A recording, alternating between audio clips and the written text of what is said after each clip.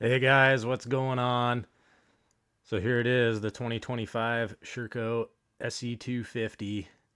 That's all new chassis, whole new bike from the previous years, and pretty pleased with it. I rode the Beta 300 and the 25 SE 300 back to back when my buddy bought his, and there was definitely some differences that stood out on the Sherco. I think the main thing for me was the factory suspension and just the nimbleness of the bike versus the Beta. Suspension's super good, still valved by a technical touch, and it's pretty plush in the rocks. The Beta was a little harsher. I had to play around with the settings some more, and just couldn't quite get it right. It wasn't bad, but the Sherco definitely stood out over the Beta in the suspension department. The other thing that kind of pushed me towards going with the Sherco was just the nimbleness of the chassis. It really felt similar to my Beta 200 that I got, and I just love being able to kind of flick the bike around and how easy it is on the Sherco.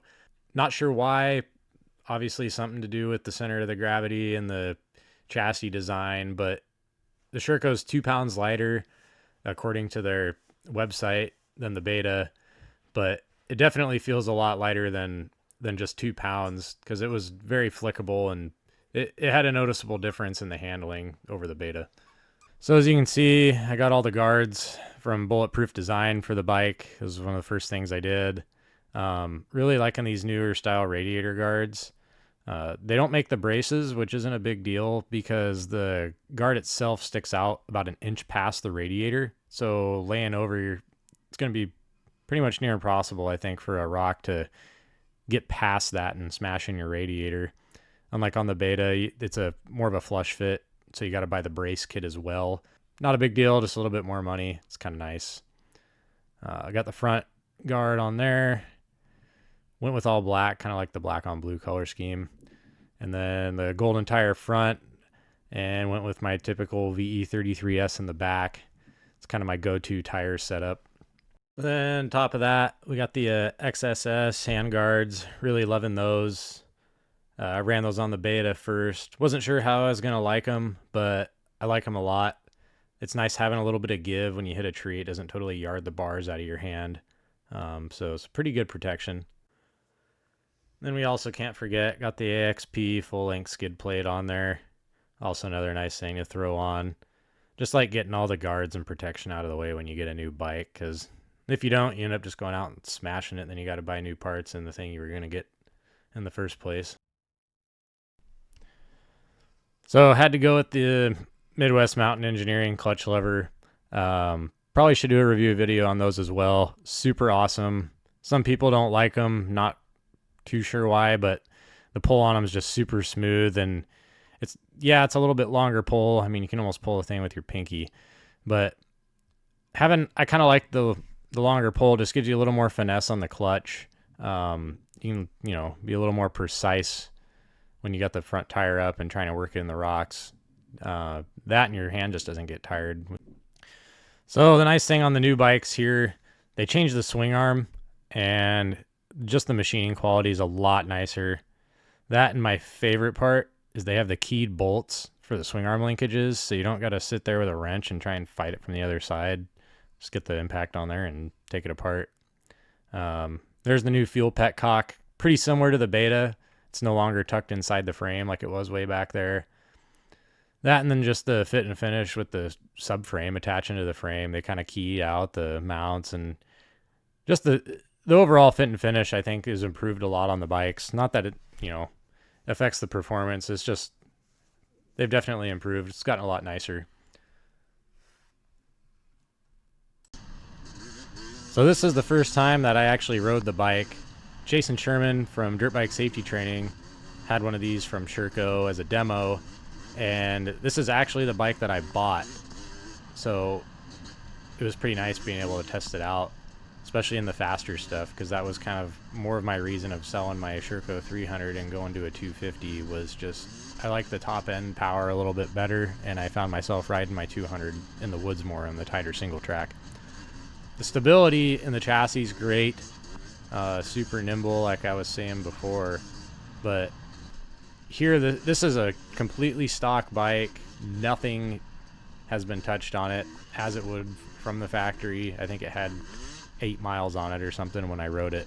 I haven't even touched the clickers or nothing on here, and this was, you know, 3rd, 4th gear at the Desert 100 cruising through the rocks. You can see here, I mean, it's just sucking them up like it's nothing, holding the line pretty well, and that was kind of the selling feature for me. On my 21, I had to get the suspension sent out and gone through and had to play around with it a lot more, and I kind of wanted to ride something that was just, you know, factory suspension, good to go out of the box. Sure, maybe somebody who knew what they were doing could improve on it a little bit, but for me, I don't see spending the money. Good little fast whoop section through here. No problems at all. If you're used to like a motocross style 250, this has a little bit less snap. Not as exciting, but what you sacrifice there, it's definitely super smooth power down below. It's not 300 torquey. You can still use 1st and 2nd gear if you wanted to start on a hill, but a little more clutch involved.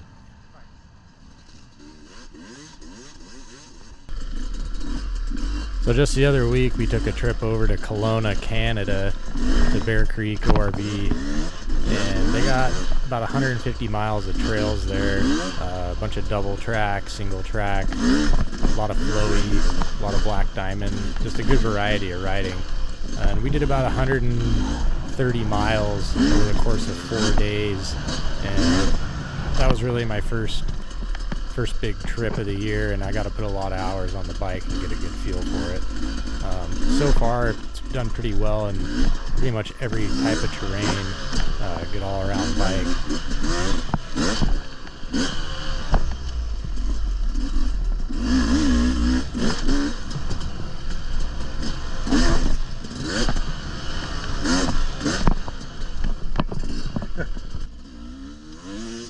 Main goal I had in mind looking for a new bike was something that would be good in the mountains for the longer rides. Primarily thinking of Mad Lake, Goose Creek kind of area, if anyone's ridden that. Just that nice, flowy, high alpine, fast single track where you're just covering a lot of ground, you know, 50 to 60 plus miles a day. My 200 does great in pretty much any terrain, but it's a lighter bike and the gears are shorter, and it's just a more aggressive bike to ride. So with the 250 having the longer gears, a little more power, and a bigger fuel tank, you can kind of just sit back and keep it in a gear and lug it up the trails if you want, rather than having to be on it all the time. So overall, I wouldn't say I have anything bad to say about the bike. Love the power, love the suspension, haven't had any issues with it after 12 hours of riding, which isn't much. Our buddy's got 40 hours on his 25-300, and he hasn't had any issues. The only real bad thing I can say about the bike is having to do oil changes on it. You need to loosen up the exhaust because of the placement of the oil cap. I had to cut the tabs on mine down a little bit just so I could get the cap off without completely removing the exhaust. But if that's the only thing I got to worry about, then we'll deal with it. So overall, I really like the bike, and if you're in the market for a new one, I definitely recommend it. Surprisingly, I ended up going with this over a Beta. Considering how much I liked my 200, I thought for sure I would be buying a 250 race, but after riding the 300 that my buddy had, I instantly changed my mind just because of how good that stock suspension was and the lightweight feeling of the chassis. So if you guys got any questions, just leave them in the comments. I'll get back to you and try and answer them. I'd like to give a thank you again to Everett Power Sports for all the support this year, and we'll end the video at that with some good single track.